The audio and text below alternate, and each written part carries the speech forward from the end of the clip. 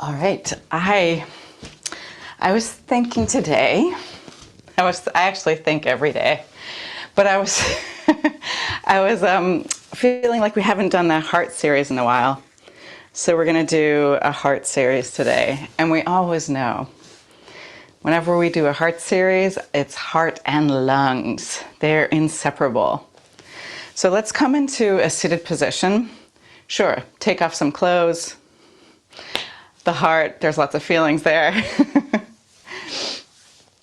And bring your hands together, and we're going to take the Anahata Mudra. So your thumbs are going to stay glued together, and your pinkies are going to stay glued together, and the base of your palms. So you're making like a chalice or a flower. And then close your eyes. Still feel how this mudra, this yoga posture for your hands, is a balance between effort and ease. So there's a little bit of yin, there's a little bit of yang. Take a couple of deep breaths, settling in, get your wiggles out if you need to.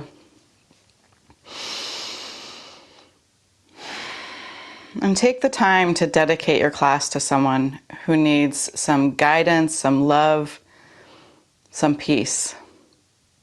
It can be someone on either side of the veil, dead or alive.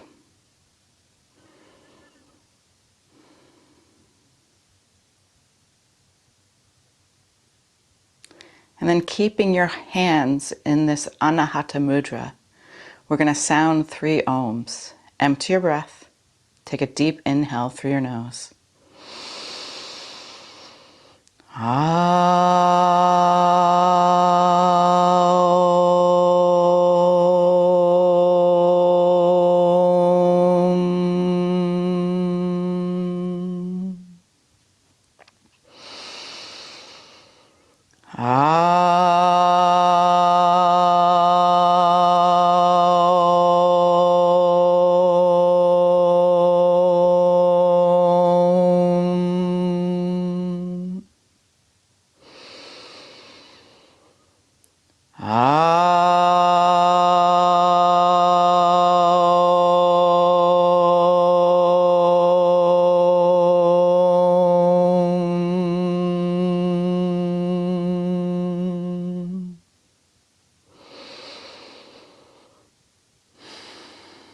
And then you might even trust yourself to keep your eyes closed. Release your hands down and find your way into embryo pose. So coming into child's pose with your knees comfortably wide, taking your forehead to the ground and just relaxing your hands back behind you.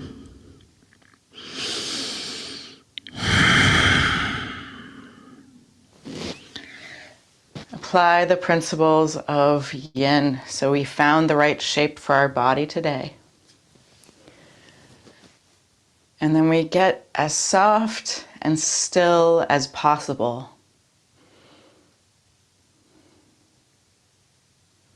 In a way, the most dramatic experience in the yin pose, at first at least, is your breath. Feeling and noticing how your breath feels on the inhale. How it is to live with air full in your body. And then notice how it feels on your exhale. What you notice about feeling empty.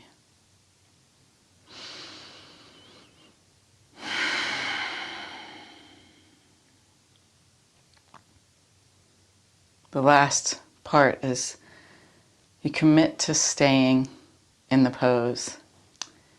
Commit's a big word. You can also just use decide. Intend can work. But we really want to have this feeling that we are going to be in charge of our own decisions. So if there is boredom or annoyance, uncomfortability, irritation, these kind of experiences, that we'll actually breathe through them and see how much we can experience their change or notice about them. But if you feel sharp pain, then it's your signal to get out, to move something. Now stretch your arms forward and take your knees wide. Coming into fat baby pose. It's probably not PC at all.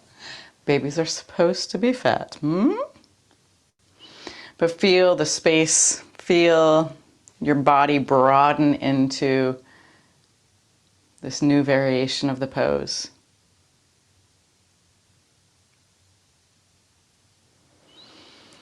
So in the US, and more so in Sweden, and probably more and more so in Europe, today is the day that we celebrate Halloween. And, just to recognize each of our inner cynics, we can go off about the commerce connected to how much Halloween has been promoted. And how, this has, like so many other things, been profaned.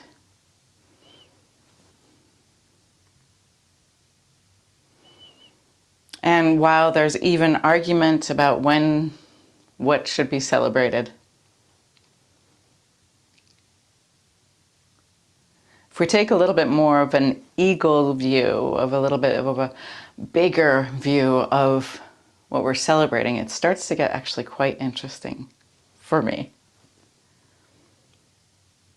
Now slide up onto your elbows, or slide your elbows in and come up onto your elbows, keeping your legs like that, you lucky, lucky thing. And we're gonna just add a twist, and it won't be a whole 5 minutes more, but shy of that. So come up onto your elbows and thread your left arm behind your right elbow, bringing your left ear onto the ground. You can wrap your right arm behind you. Maybe your fingers find the security of that nice little pinch in between your thigh and your ribs. Take a full inhale, and with the exhale, just sound out through your mouth. And I think there's actually some part of the conversation about Halloween is really vital to our times, because Halloween is a celebration of, in part, actually the veil thinning between the world of the living and the world of the dead, or the world of the visible and the invisible, spirit and matter.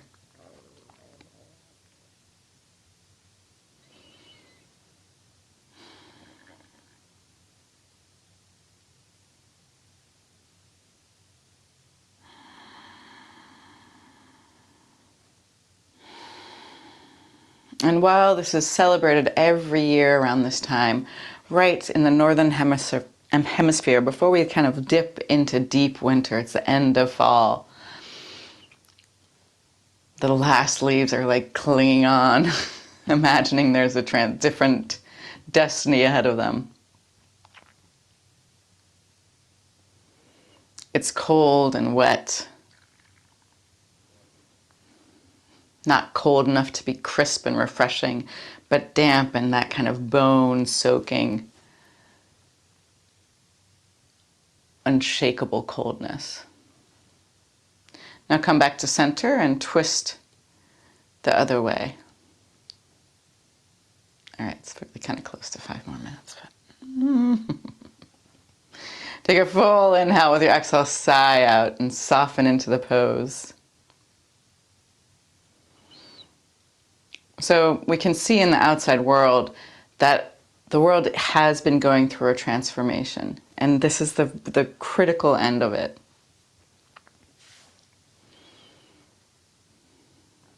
Or one of the ends.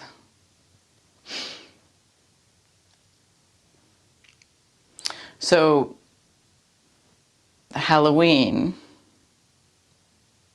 Hallows Eve, the roots of it are to celebrate, to celebrate that it's a preparatory celebration. It's a preparatory festival. Halloween is a little bit necessary to really come to All Saints' Day. And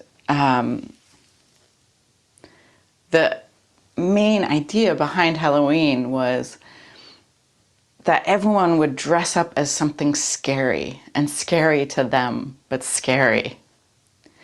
So that people pretended to be witches and ghosts and ghouls and zombies and maybe not so early, but frightening things. And the idea was that it would scare all the evil spirits away, so that the next day could be free to celebrate the saints, these holy people who've passed on. So it's a little bit like energetic spiritual cleaning by scaring them away. Like we're dressing up to be, the guardian of our thresholds. All right, unwind. Slide your knees together and just roll. Extend your legs and come to lie on your belly for a moment, stretching your legs out so you don't have to keep them bent any longer. You can take a full inhale. You can wiggle your hips side to side. You can feel the solidness of the floor support you being soft.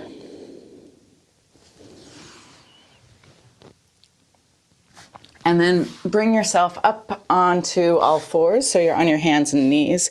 And we're just doing a little yang interlude. With your inhale, lift up your chest, lift your head, feel your hips lifting and your sit bones separating into cow. And then push the ground away, lift your belly up, arch your back into, yes, a Halloween cat. Inhale, lift up into the cosmic cow. And you can even float your cat if you want by pushing the tops of your feet down into the ground and letting your knees pop up. Arching your back, scary. And then bring your knees back down. And you're going to slide or just deflate into Sphinx. So let your hands, your shoulders and hands are going to stay where they are. But your elbows are going to be in front of your shoulders. And pull your shoulders actively down away from your ears for a moment. Stretch your legs out. Take them to your comfortable wide leg position. And then invite the softness into the pose.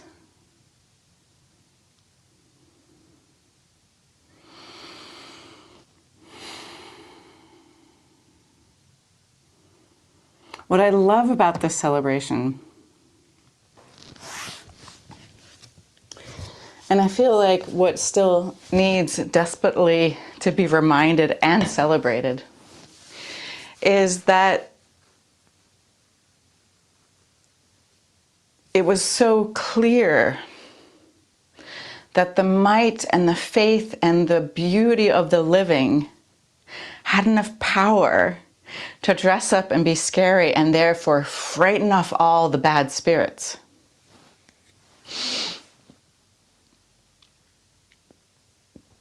That even in a story that's about dressing up as something scary,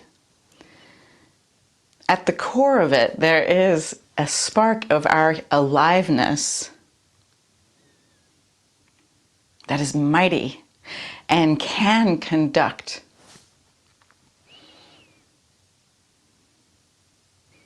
ourselves in such a way that we protect ourselves from evil spirits.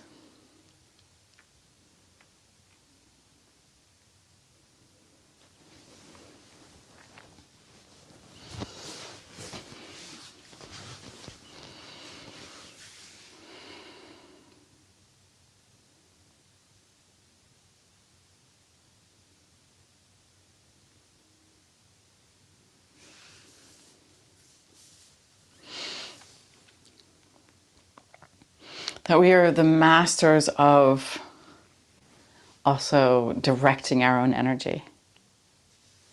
Now,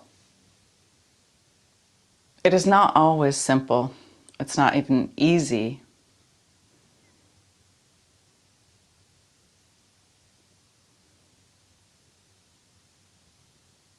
To remember how much power we have, or to imagine even maybe how much power we have.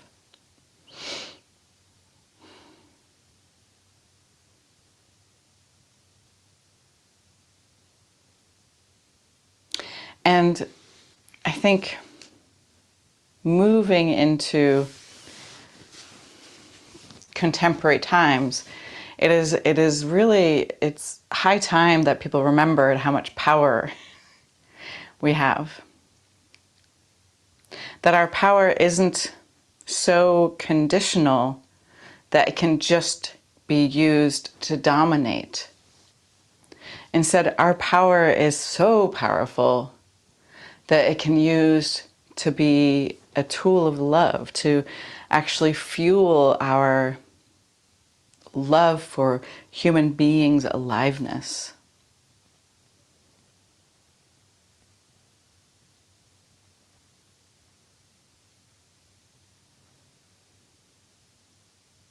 That just as we can like scare off the evil spirits on Halloween by dressing up as something scary,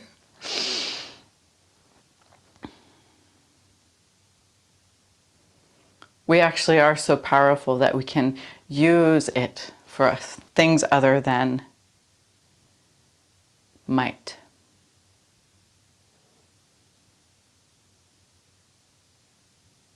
What if you directed all of your power to cultivating a real gentleness?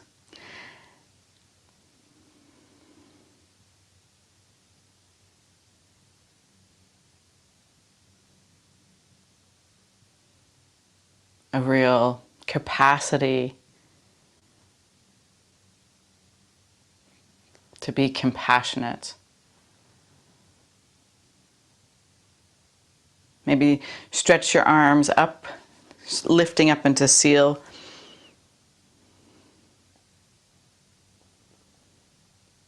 Adjusting your arms, however, so you can take your arms pretty wide, seal. And it's like halfway between a baby seal and a sphinx.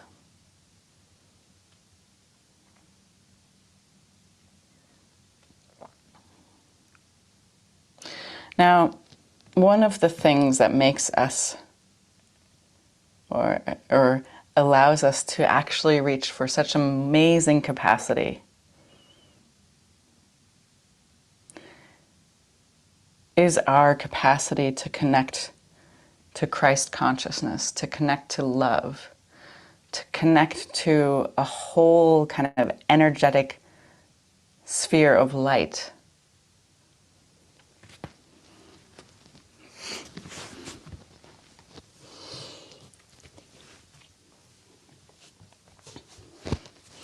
And we may even be super handicapped in believing this is true because, you're like a sphere of light, I'm going to glow like a Power Ranger or whatever. Our brains have been perverted. We have so many stories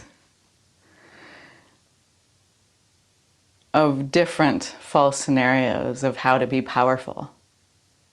With your next inhale, look up, engage your abdominals, and exhale, lie down onto your belly.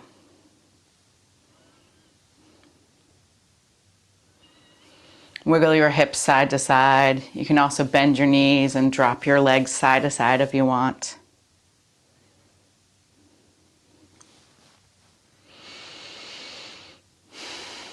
And then we're going to come into Anahata Asana. So we did the Anahata Mudra, which is that opening flower. The Anahata Asana looks much more like an ostrich with its head in the sand. So you can come up onto your knees, your hands and knees, and you're going to keep your hips over your knees. You're going to stretch your arms out and bring your forehead down to the ground. You want to feel like your chest is reaching for the ground. And if you're super flexible in this way, some people even can extend their chin forward. But a good check is you want to feel that every exhale, it's like your chest and your heart is expanding down towards the earth. And it feels super weird having your butt in the air with your head down. And oddly vulnerable, awkward. So just notice the different elements about how your breath feels in this pose, how your body feels.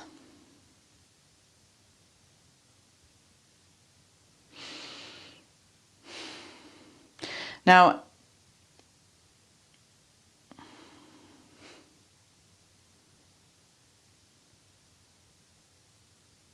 while I don't have, I'm not clairvoyant, I don't perceive as fine shifts in the depth of the veil. Different clairvoyants and different mystics from different traditions have talked in general about the thinning of the veil. That we're living in a time where these two worlds have much less division between them than they have before.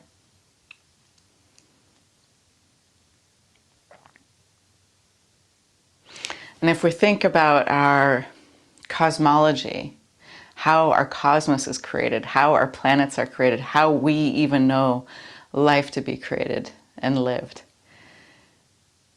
there's this pattern of moving from spirit, from source, from energy, and becoming more and more dense until we're so dense we find ourselves on Earth. Earth is the densest expression, the most challenging place to be for a spiritual being. And if we look at our evolution through cosmology, we have been very light and we've become denser and denser and denser. And now with the act of Christ, with the events of Golgotha, it was as if that one being being able to transform gave each one of us that possibility to transform out of matter, to become more and more light as the cycle continues, as the evolution of how any planet becomes, how any being evolves, is moving from these densities down into matter and back out again.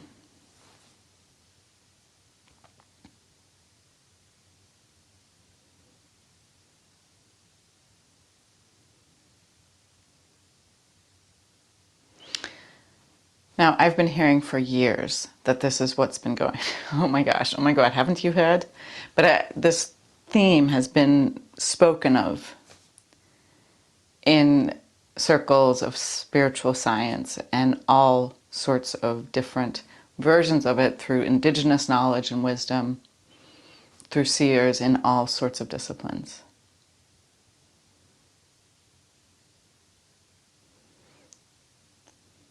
So quite some time before 2020, but still, these are very interesting and new times that we're living in.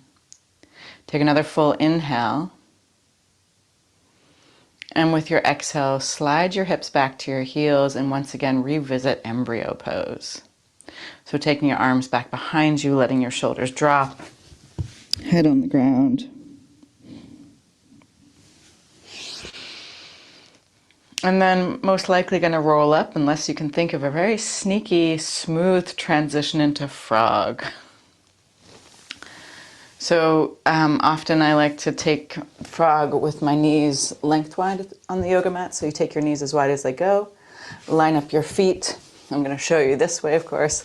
Line up your feet right behind your knees and then flex your feet so you look like a frog. But also when your knee is bent 90 degrees, by flexing your foot, you actually protect the knee. And then come down onto your elbows, keeping your hips lined up with your knees.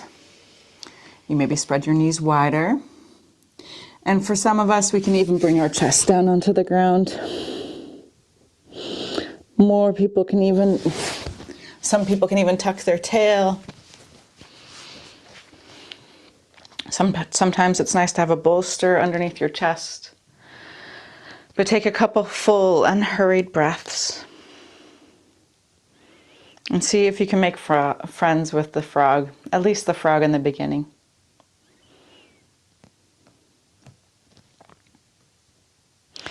Now, back to this part of us I mentioned earlier, the cynic.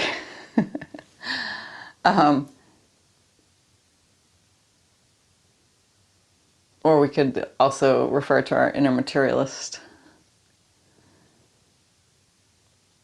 Notice how hard it is for us modern human beings to really, like we can understand kind of this veil thinning thing intellectually, but drop it down into more of a feeling realm. And then it's a little bit more challenging.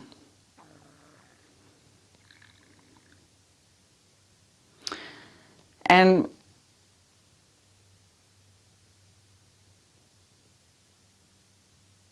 part of what I'm noticing in the world, especially in the past closer time, like 5 years even,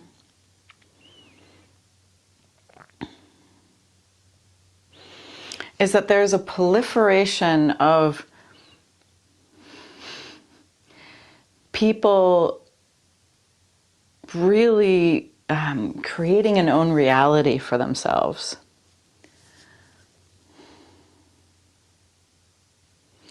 And believing it, so to say.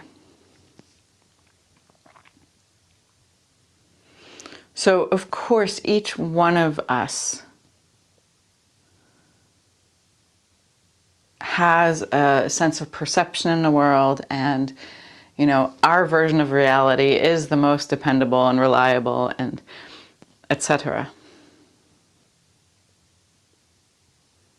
But more and more we're seeing this disconnection from traditions and lineage in our esoteric and spiritual practice, where this discontinuation of traditions has left people kind of isolated and by themselves, and just so thirsty for a connection to the divine that they'll use anything to make it true for themselves.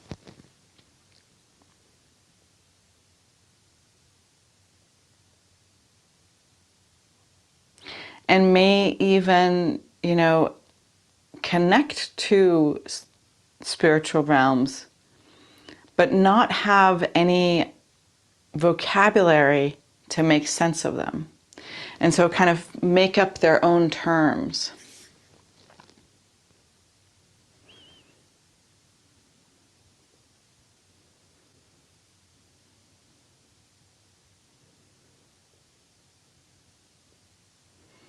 You know, we can't even really agree on what a human being is these days. If you're like, I don't know, a subway full of people. There's probably going to be as many different variations of what a human being is and what they're here for as people you find in that, you know, in that train, on that bus.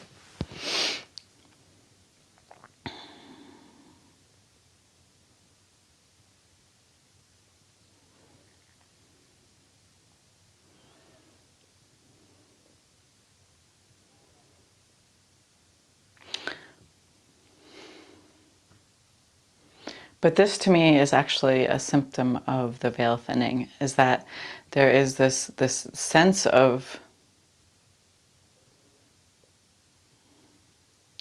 there's a need, a drive to have connection with the invisible. But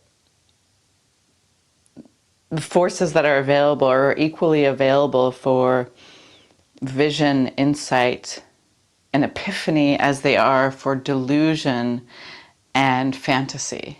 You know, all like dark and light work by the same laws.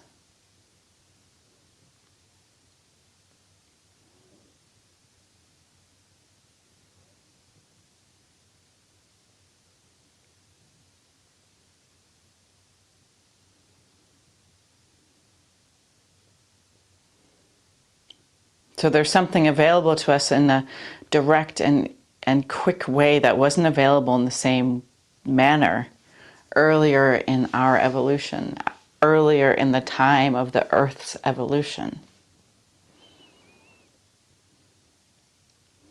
But now, because of, it's nearly like the groundwork is there for us to lighten up, to become more connected to the energies of something, the energetics of something. It also makes us more susceptible to be tricked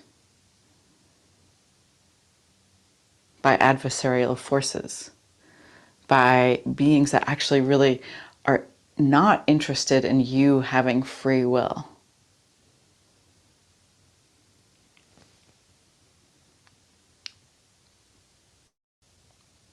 Take 5 more full deep breaths.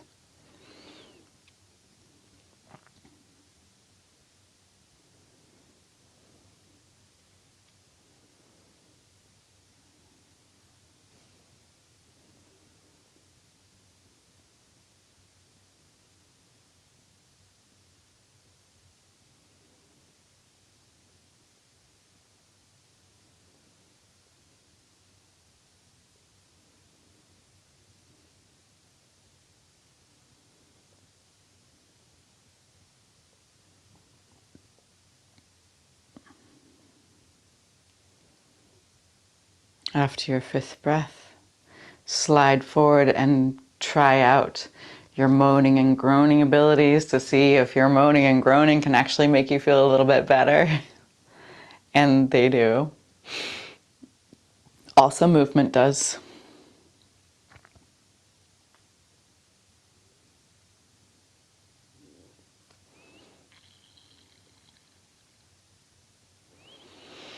And then we're going to come into Sphinx, Seal, or Saddle. So Sphinx we've done, Seal we've even done. And to see if Saddle's available to you, you're going to sit on your heels. Come down 1 elbow at a time and drop your head.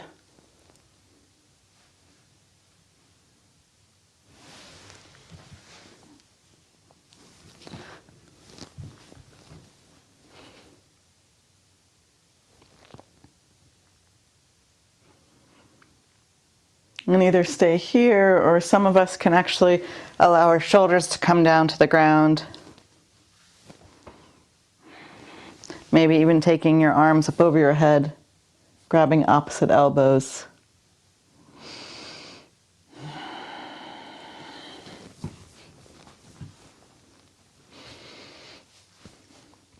Otherwise, Sphinx or Seal. Now, I think what's so fascinating or scary or tragic or challenging is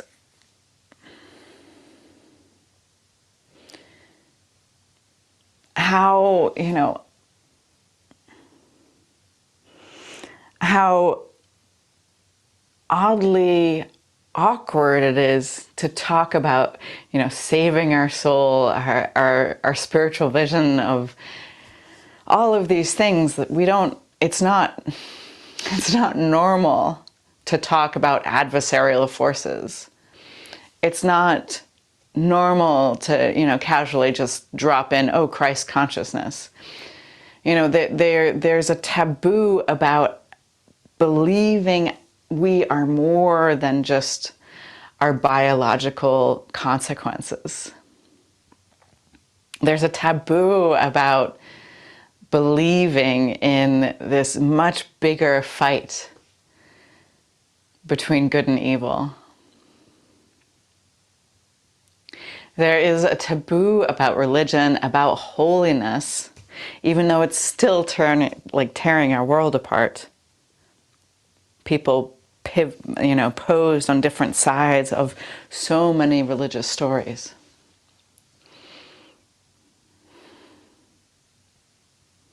But we want to be, this modern human being grounded in our reality, responsible, with an ability to connect in community, in the world.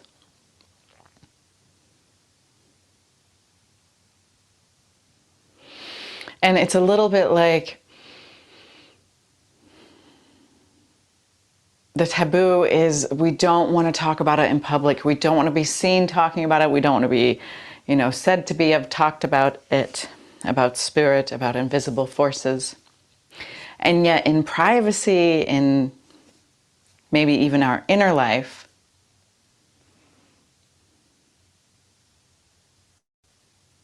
we're engaged there already. Do we pray?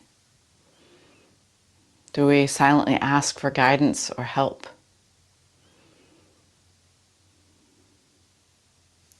How do we engage with the mundane, the everyday stuff,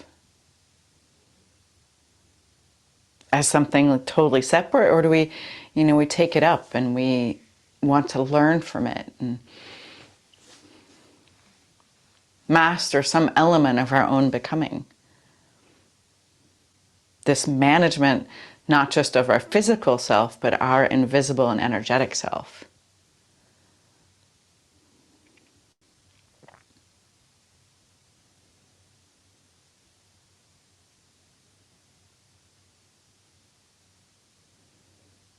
We all have a set of things that we believe in. However, often people can more easily articulate what they don't believe in this modern day.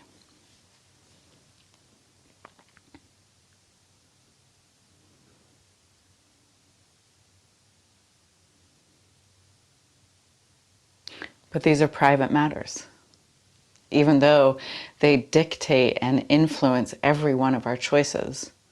And this is why it's so important for each of our own self-realization, our process of becoming, to take the time to excavate and try to understand and see or witness what we actually believe in, have faith in.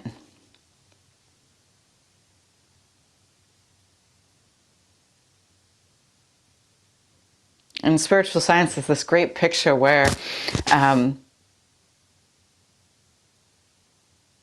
part of our well-being of our different bodies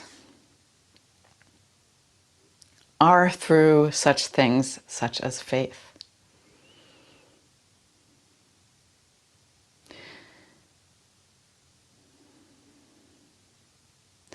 And faith is connected to actually being sustenance for our astral body, where love is like the sustenance to our etheric body, and hope to our physical body.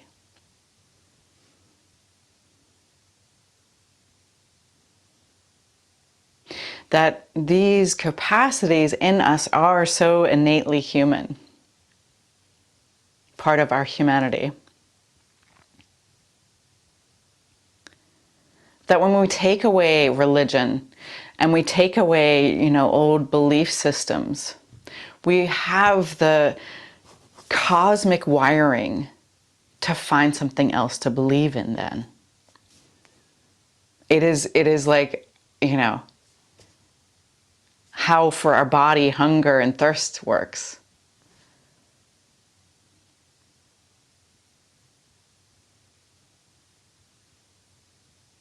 I mean, we've heard it now. I believe in science. A wonderful sentence that is. All right. If you can, I'm just kidding. I know you can. Come up one elbow at a time out of saddle pose. And we're going to come up onto our knees, but you might have to even just slide in a little downward facing dog, pedaling out your legs, allowing your circulation of your blood to revivify your legs.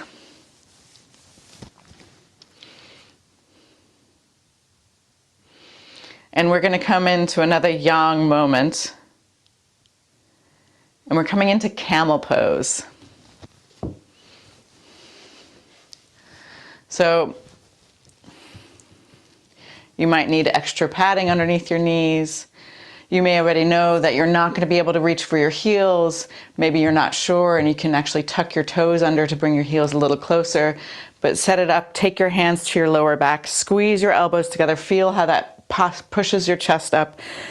Engage your abdominals, slide your hips forward, then lift up your chest and softly drop your head back. It's harder to talk, but you should be able to swallow. Now either stay here or drop your hands down. If you can keep your knees relatively close to over your hips relatively close to over your knees or in front of them. Now for lion's pose, stick out your tongue, look at your third eye, and with a whisper, roar like a lion. So go,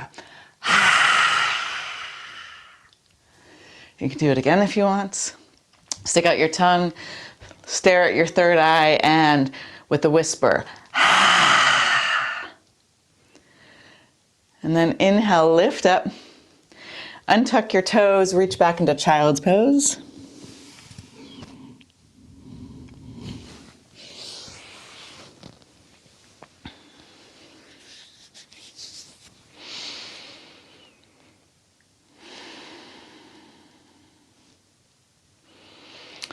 And then inhale, roll up, sitting on your heels with your knees wide.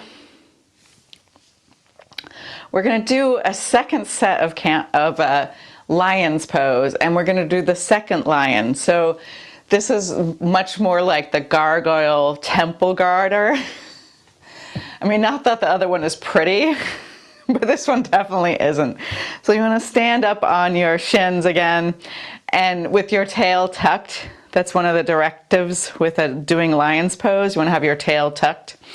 And this time, instead of sticking your tongue way out down your chin, you're going to try to bring the tip of your tongue to the tip of your nose. And of course, you're going to stare at the tip of your nose. So you'd be cross-eyed and scary with your tip of your tongue touching the tip of your nose. And this time you stretch your arms out and spread out all of your fingers. Tuck your toes, take a full inhale, and then, oh wait, I did the wrong one. So, it's so not cute. Okay, try it out again.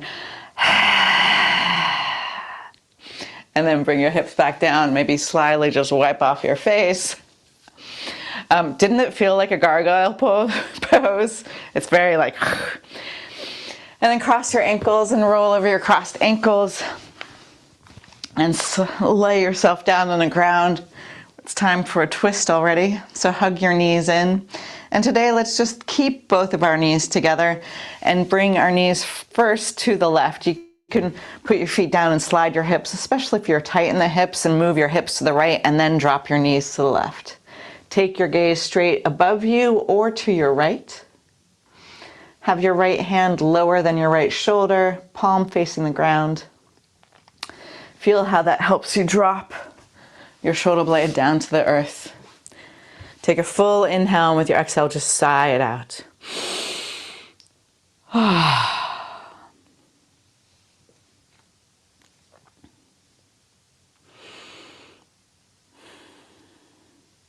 I think a lot of these topics they remind me of a story or of concern or interest for people, even if they don't talk about it in public. There's a story about Caroline Myss going to Russia, still, I think it was like right maybe before the wall had fallen in Berlin, and so it was still like the end of the Cold War. And there was like some special delegation that she was with that got to travel there. And part of her role was to come as a medical intuitive, is what she did. And when they landed and got there, they ended up meeting like all of the, like these, I think they're mostly military men. And they wanted to interview her before she was able to go further and meet other people, because they wanted to know, like, what does she do? And she, she was really nervous, but she talks about how they were like, they wanted her to demonstrate, and she was like, well, you probably don't want me to do that in front of each other. So she ended up meeting privately with all of these like military figures, Russian, Soviet Union military figures. And she talked about how, like, before, like, they split off to do one-on-one interviews, it started off with her kind of talking to the whole group. And she even had the audacity to say, you know, I know, you know, you're part of the Soviet Union, you know, so you agree with communism. And everyone's like, yeah, yeah, yeah. And so you don't believe in God, like you don't think there's any God. Yeah, yeah, yeah, yeah, yeah. And then she tells the story of how in her individual meetings with all of these military heads that, you know, most of them actually were like, if when she asked them if they believed in God, when there was just one-on-one, most of them were like, oh yeah, or had some version of how they believe in God. But it was just, it would never be possible to say that in the group at the time. And I feel like so many of us are still kind of right in that boat where we won't say it out loud or in certain groups, but you know.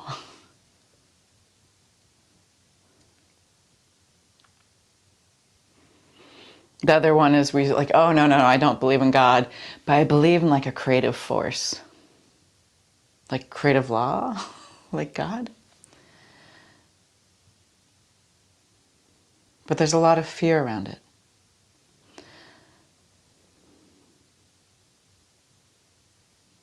A lot of, there's a sense of, if I admit it, then I'm admitting to my vulnerability or weakness, perhaps even.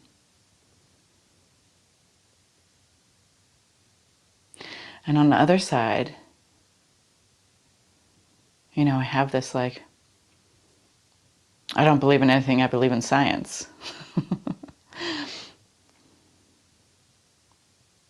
Where again, it's kind of this myth that has been woven. Hug your knees back to center. Bring your hips back to center, and then maybe put your feet down. Lift up your hips and slide your hips to your left, left, and then drop both your knees to the right. Whatever the other side is for you. Come into the twist. Roll yourself there. Take a couple moments to set it up.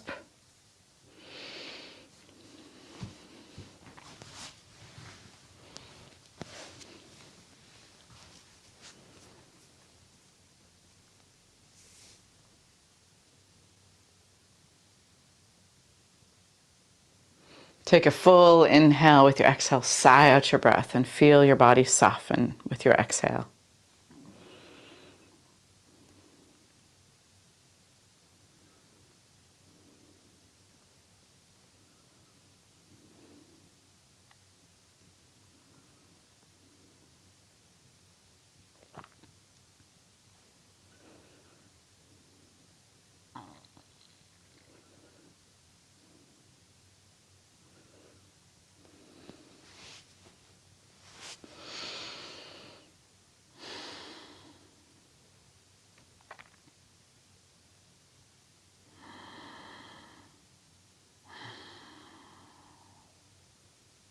How can we connect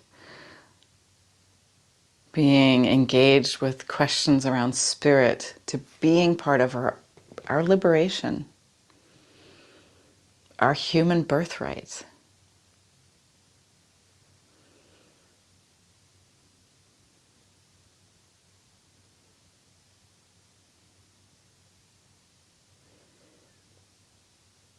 So even as you see all the, you know, the sexy little kitty cats and the Playboy bunnies and then nurses coming out for Halloween, we can still celebrate its roots. The idea is now, with the veil so thin before Hallows Eve, to scare away the evil spirits, to make room, to make sacred.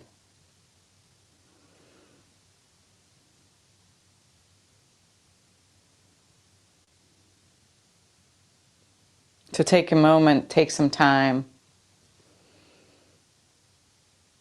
notice what those are for you.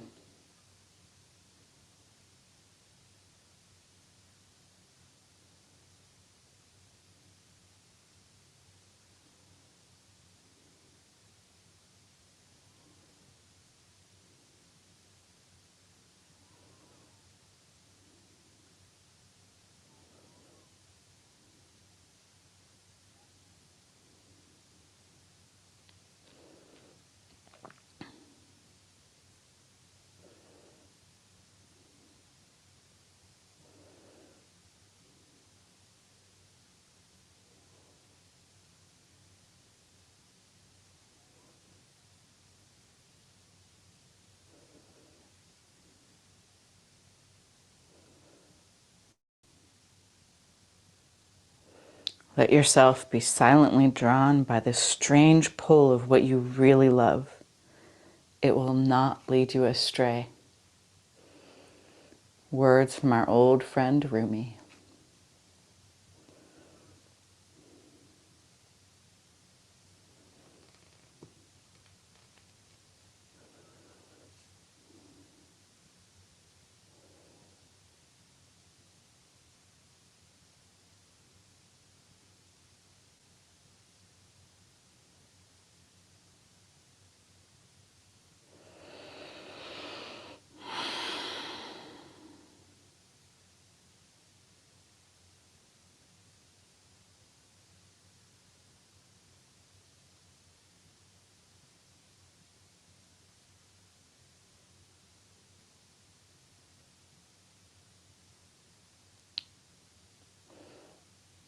And before we close our class today, I just want to share, just because I find it so fascinating and a little mysterious.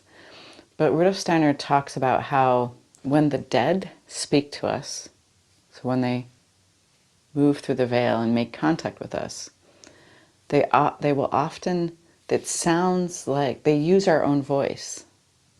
So you hear your voice inside your head. And I think it's fascinating because it really gives us much more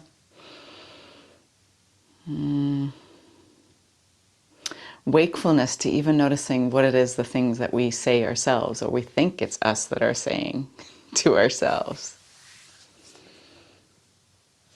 So get curious. Start to notice if you can feel the difference.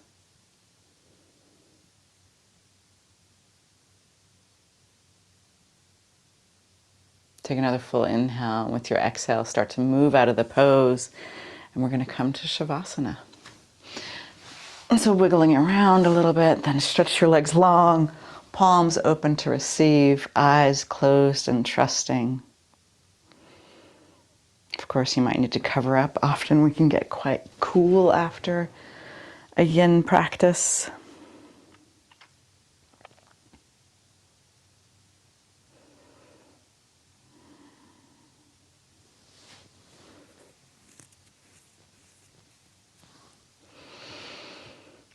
You can even cover your eyes if you need to. And feel your body soft. Feel your breath in its rhythm. And keep your attention in sensations in your body and also the little sounds all the way around. Whether it's your house creaking or other people in other rooms doing things.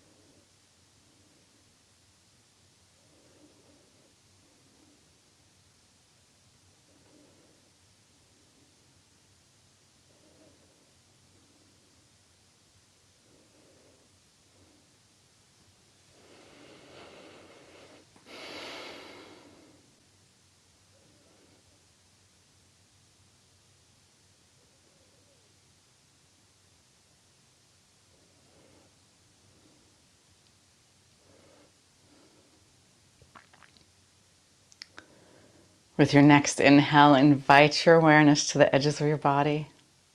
Wiggle your fingers and your toes. With your next inhale, stretch your arms up over your head. Feel your whole body stretch long. And with your exhale, curl into a ball. Roll onto your side if you like to. Feel the vibrancy in your body, in your being. And then make your way into a comfortable seated position. And as you do, you might, secretly wonder, Rachel taught a whole class on the heart and lungs, didn't mention them once, but I wonder why she would be talking about the dead and the thinning of the veil in a course that has to do with your heart. I know. All right, and you know too, probably. Bring your hands into Anahata Mudra. So the base of your palms are pushing together. You're actively open. Close your eyes. Lift up an image of the person that you dedicated your class to, alive and well. Empty your breath and let's close with one Om. Take a full inhale.